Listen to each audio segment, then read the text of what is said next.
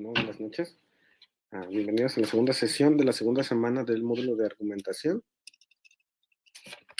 El día de hoy vamos a seguir viendo algunos ejemplos de argumentos. Todos estos ejemplos los vamos a sacar del libro de Introducción a la Lógica de Irving Copy. Entonces, bueno, igual cualquier duda, como siempre, pues pueden ayudarme en los comentarios. Bueno, pueden dejarme las dudas en los comentarios, por favor. Vamos a ver. Déjenme revisar. Ok. Igual, recapitulando como siempre, un argumento es una serie de oraciones llamadas proposiciones que tienen como particularidad, como característica que pueden ser ciertas o falsas y están relacionadas de tal manera que nos dan la verdad de otra o que implican la verdad de otra proposición llamada conclusión y bueno, la proposición cuya verdad está implicada, la proposición cuya verdad queremos demostrar se llama conclusión y, o tesis, y todas las proposiciones que nos sirven para demostrarla se llaman premisas. Ahora vamos a leer este pequeño ejemplo de argumento donde pues no es claro, bueno, usualmente para identificar la premisa o la conclusión de de un argumento, a veces utilizamos pues indicadores, palabras que nos indican cuál es la conclusión y cuáles son las premisas. Por ejemplo, si vemos un por lo tanto, pues todo lo que venga después del por lo tanto es una conclusión, usualmente. O a veces no, para identificar las premisas tenemos ya que, en razón de qué, mis razones para creer esto son las siguientes. Entonces, estos son indicadores de las premisas y de las conclusiones. Nos ayudan a identificar cuál es cuál. Pero a veces cuando escribimos no es tan usual. Bueno, a veces tal vez podemos no usarlas.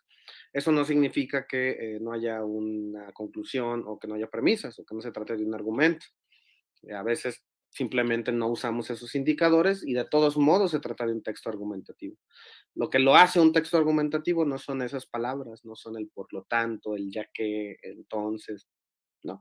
Lo que lo hace un argumento, pues es la relación que existe entre sus proposiciones. ¿Ok? Entonces, para eso vamos a identificar, bueno, vamos a analizar estos argumentos y vamos a ver cuáles de ellos son premisas y cuáles de ellos son conclusiones. Obviamente, al identificar la conclusión, pues todas las demás eran premisas, ¿no?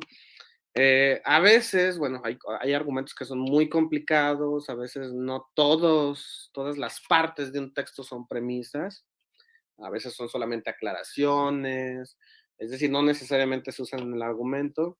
Bueno, por ahora, bueno, vamos identificando todo esto.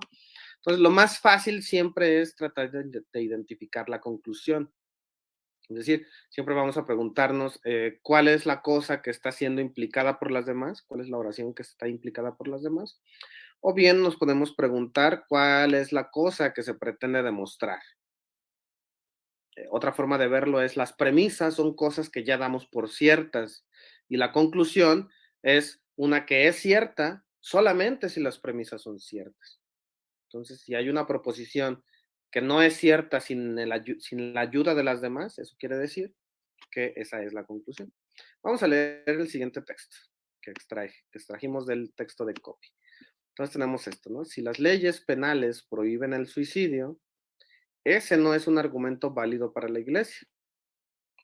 Y además, la prohibición es ridícula. Porque, ¿qué sanción puede asustar a una persona que no le teme a la muerte misma?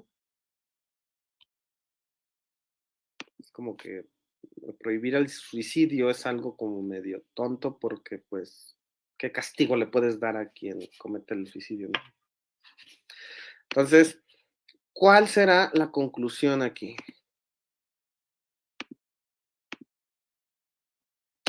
Para este ejemplo en particular, la conclusión es la prohibición es ridícula. Ojo, tenemos un caso donde la conclusión del argumento está, digamos, como en medio del texto, pero en sentido estricto, fíjense que la única premisa que realmente tenemos aquí es esta. ¿Qué sanción puede asustar a una persona que no le teme a la muerte misma? En este caso, esta premisa está en forma de pregunta. Se puede parafrasear como No se le puede castigar con nada a quien comete un suicidio porque pues no le teme a la muerte, ¿no? Si no le teme a la muerte, pues no le teme ningún castigo. Por lo tanto, la prohibición del suicidio es ridícula.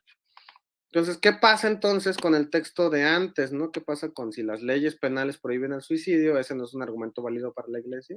Bueno, en este caso, esta última oración, o bueno, esta primera oración, no es estrictamente una premisa del argumento, solamente es una oración que nos está ayudando como a ponernos en contexto, ¿no? Realmente la única premisa de este argumento es esta que está en amarillo, y la conclusión es que la prohibición es ridícula. ¿Por qué es ridícula?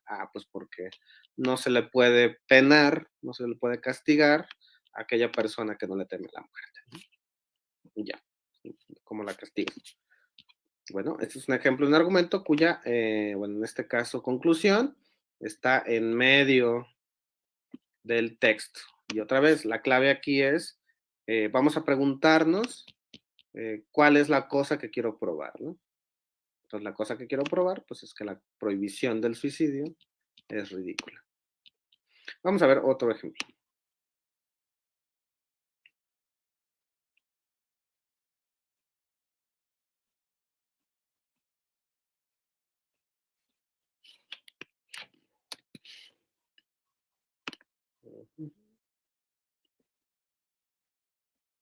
A veces vamos a tener argumentos donde una de las premisas está en forma de pregunta. Entonces, aquí tenemos que usar un poco pues la cabeza para saber más o menos qué nos está queriendo decir. Entonces, vamos a leer esto de aquí, ¿no? Este es un texto de, bueno, que escribe Platón, y es un diálogo de Sócrates, en uno de los diálogos de Platón. Entonces dice lo siguiente: si nadie quiere ser miserable, no hay nadie, Menón, que desee el mal. Pues, ¿qué es la miseria sino el deseo y la posesión del mal? Entonces, fíjense que aquí una de las premisas es precisamente esta pregunta: ¿qué es la miseria sino el deseo y la posesión del mal? Entonces, nosotros tendríamos que reinterpretar, o podemos parafrasear este argumento para, digamos, revelar cuál es su estructura. Pero antes de eso, vamos a ver cuál es la conclusión. Vamos a ver, si nadie quiere ser miserable, no hay nadie, Menón. Menón es uno de los personajes de la obra. No hay nadie que desee el mal. Pues, ¿qué es la miseria sino el deseo y la posesión del mal? Aquí, obviamente, la conclusión es: no hay nadie que desee el mal. Esa es la cosa que estamos demostrando, ¿no? Que queremos demostrar. Entonces, vamos a partir de aquí. Aquí la tesis es que no hay nadie que desee el mal. Esa es la cosa que queremos demostrar y que no es tan evidente, ¿no? Entonces vamos a tratar de parafrasear este argumento de manera que quede más clara cuáles son las premisas y cuáles son la conclusión. Entonces, vamos a ver. La primera premisa es precisamente: la miseria es deseo y posesión. La miseria es deseo y posesión del mal.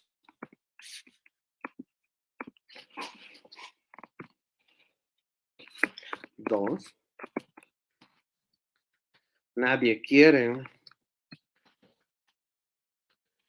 ser miserable. Nadie. En efecto, ¿no? Fíjense que la premisa 2, viene dada al principio del argumento. Si nadie quiere ser miserable, no hay nadie que desee el mal. Entonces, la conclusión,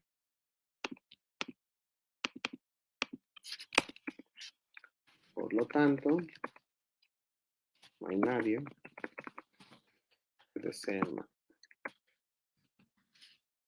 Pues aquí ya está muchísimo más claro, ¿no? Fíjense que esto de aquí lo reordenamos, lo podemos reordenar en este argumentito de aquí. Entonces, este de aquí es un argumento, y este de aquí, bueno, esto de aquí más bien, es un argumento. Entonces, simple y llanamente, las oraciones están organizadas de distinta manera, pero son el mismo argumento.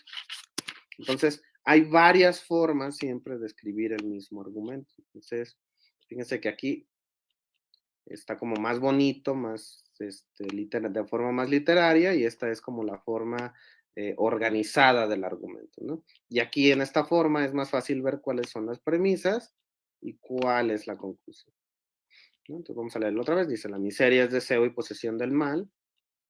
Dos, nadie quiere ser miserable, por lo tanto, no hay nadie que desee el mal. ¿Por qué? Porque, pues, como nadie quiere ser miserable, quiere decir que nadie quiere o nadie desea poseer el mal, ¿no? Por lo tanto, nadie desea el mal, ¿vale? Entonces, este es un argumento que nosotros podemos descomponer. Fíjense que una de las premisas aquí aparece como una pregunta, pero nosotros la podemos reordenar como una premisa y ya, ¿no? ¿Vale? Entonces, esta es una forma de reorganizar un argumento de manera que queden claras cuáles son las premisas y cuál es la conclusión. De hecho, siempre es recomendable ver precisamente esta estructura. Es decir, ok, a ver, si lo reorganizo, esto que está escrito así muy raro, si lo reorganizo o puedo reorganizarlo para que queden claras cuál es la premisa y cuál es la conclusión, y así ya es mucho más fácil ver si el argumento es correcto o no, o si le falta algo. ¿Vale? Vamos a ver otro ejemplo.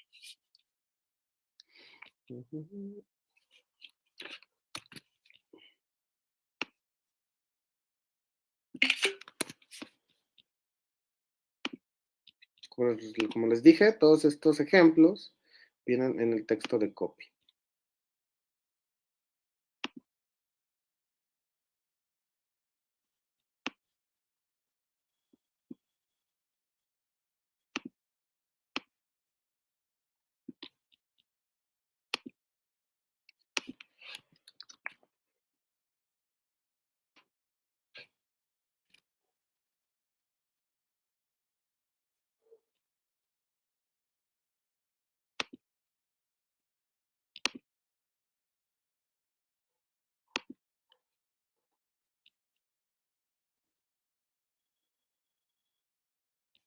Déjenme un minuto.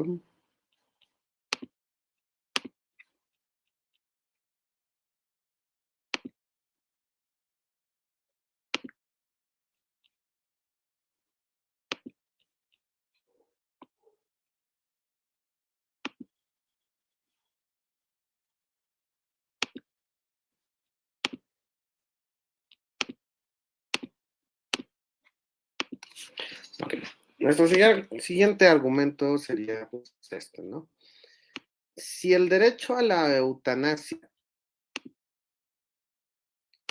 se fundamenta en la decisión personal, no puede limitarse razonablemente a los enfermos terminales, es decir, no solo a ellos. Si la gente tiene derecho a morir, ¿por qué debe esperar hasta que de hecho se esté muriendo antes de que se le permita ejercer su derecho?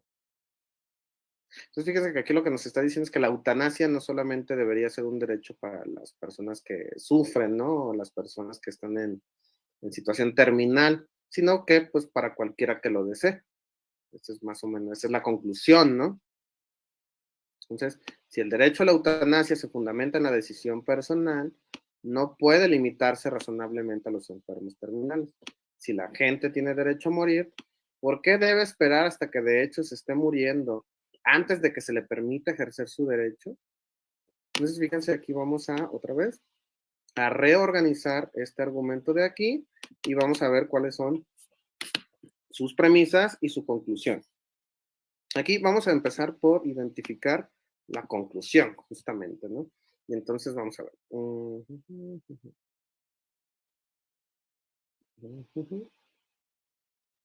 Aquí está. Entonces, la eutanasia, la conclusión es que la eutanasia no puede limitarse razonablemente a los enfermos terminales, ¿no? O bien podemos parafrasearlo y decir entonces que la cosa que queremos defender, nuestra tesis, la proposición que queremos defender, es la eutanasia no puede limitarse a los enfermos terminales. O de manera equivalente, fíjense que esto equivale a decir que la eutanasia debería ser para todos. Es decir, no solamente los enfermos terminales. Entonces, bueno, esta es una equivalencia, lo vamos a dejar así nada más, ¿no? La eutanasia no puede limitarse a los enfermos terminales. ¿Por qué? Ah, bueno, razón 1. El derecho a la eutanasia,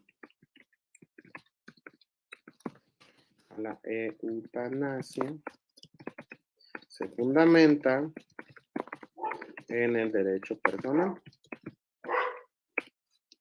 2. Es decir, la eutanasia es una decisión personal, ¿no? No solamente viene, no está condicionada por la enfermedad.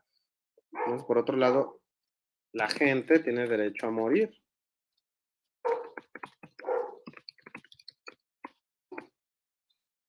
Morir. Fíjense que esto es lo que estamos diciendo aquí. Si la gente tiene derecho a morir, entonces, ¿por qué se debe esperar hasta que de hecho se esté muriendo antes de que se le permita ejercer su derecho? Entonces, esta pregunta es una premisa, pero nosotros tenemos que ponerla de manera más clara, ¿no? Entonces lo podemos hacer así. La gente tiene derecho a morir. Entonces, a ver, no es necesario esperar a que esté muriendo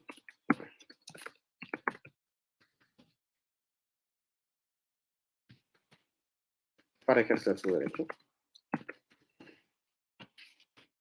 Ahora sí, por lo tanto, la eutanasia, si no sabían, la eutanasia es el derecho a pedir la muerte cuando uno tiene, bueno, pues cuando uno quiere, ¿no? Usualmente cuando uno está enfermo de una enfermedad muy rara, muy fea, pues tiene derecho a decidir morir, ¿no? Esa es la eutanasia.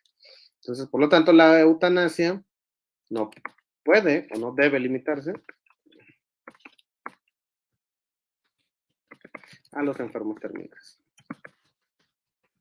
Es decir, que yo siempre debería poder decidir cuándo me quiero morir, ¿no? Aquí, entonces, la eutanasia sería equivalente al suicidio, que es más o menos un tipo de suicidio realmente, ¿no?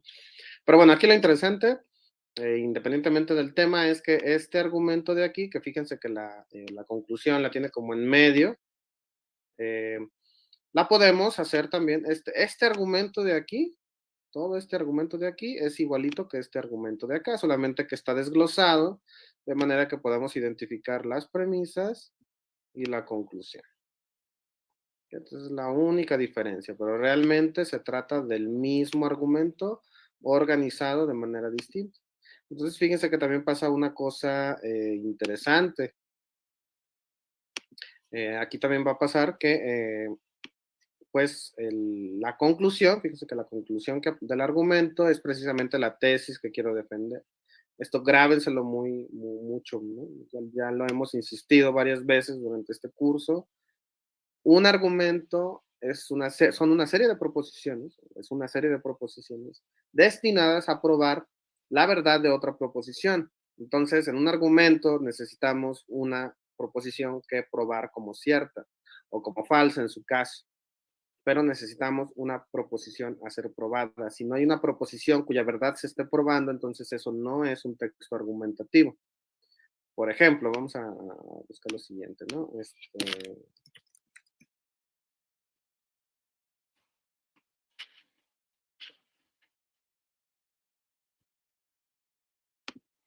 No sé, aquí estoy en el Plan Nacional de Drogas del Gobierno de España. Vamos a ver.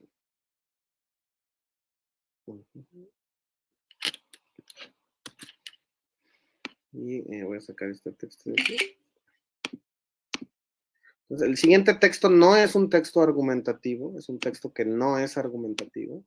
No todos los textos tienen por qué serlo, a veces simplemente se expone información y listo.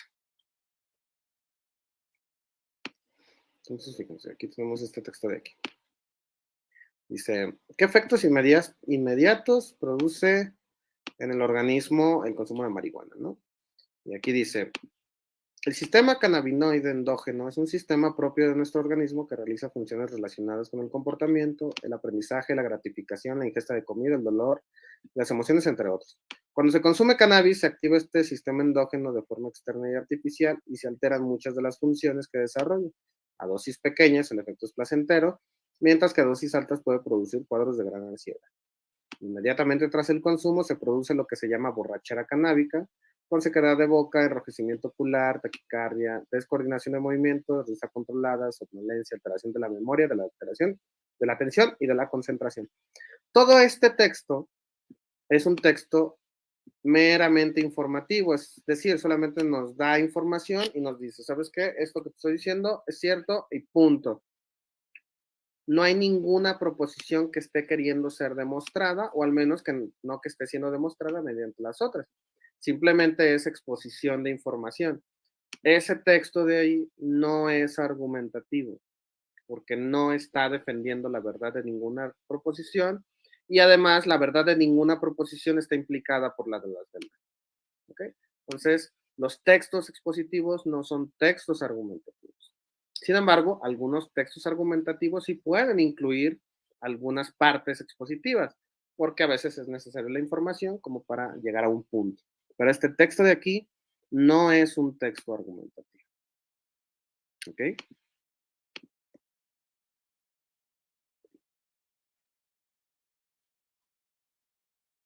Deme un minuto, por favor.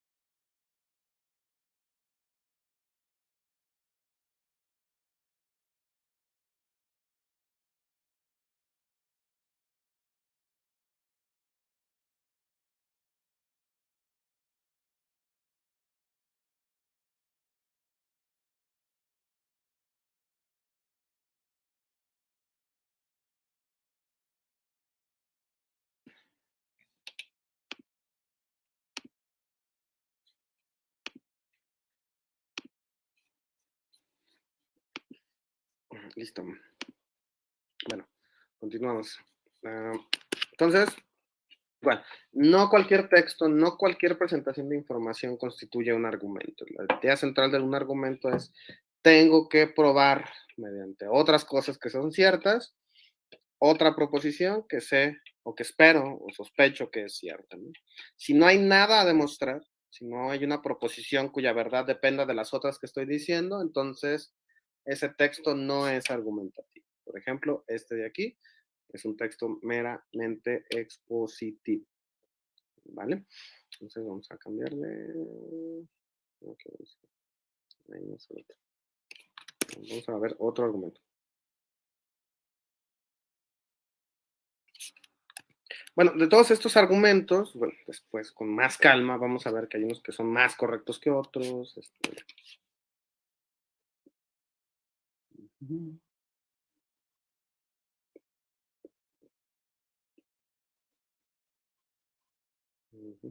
Vamos a ver un argumento un poquito más complejo, un poquito más largo más bien.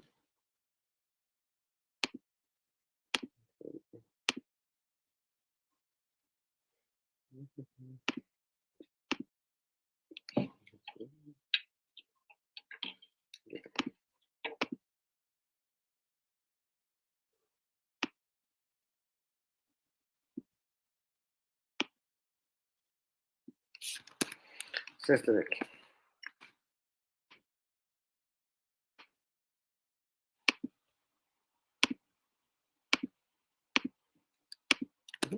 Bueno, vamos a ver. Dice, ¿hay vida más allá de la Tierra? El jurado aún está deliberando, pero con tal abundancia de planetas, con criaturas que pueden vivir sin energía de una estrella cercana, con las abundantes fuentes de hidrógeno y oxígeno cósmicos para generar agua, con diversas formas naturales para que los planetas generen calor interno, con la posibilidad de que pudiera originarse la vida en volcanes submarinos y de que se propaguen variedades suficientemente resistentes para diseminar sus semillas a otros mundos, y con meteoritos sólidos que pudieran servir como vehículos de intercambio interplanetario, la idea de que la vida ha evolucionado en otros lugares del universo parece menos sobrecogedora de lo que era apenas unos años, de lo que era apenas hace unos años. Entonces, al leer este texto, la pregunta que nos debemos hacer es, ¿cuál es la conclusión? ¿O cuál es la oración que se quiere demostrar en este texto?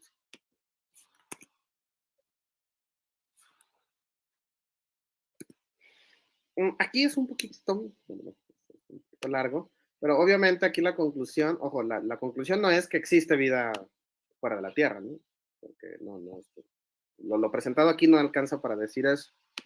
Entonces, no, esto no es un argumento que demuestre que existe vida en otros planetas o en otros lados del universo. Sin embargo, la conclusión es más o menos parecida, pero no la misma, ¿no? Aquí la conclusión es,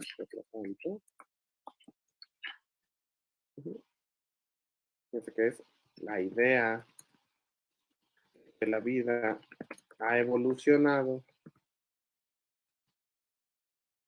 en otros lugares del universo,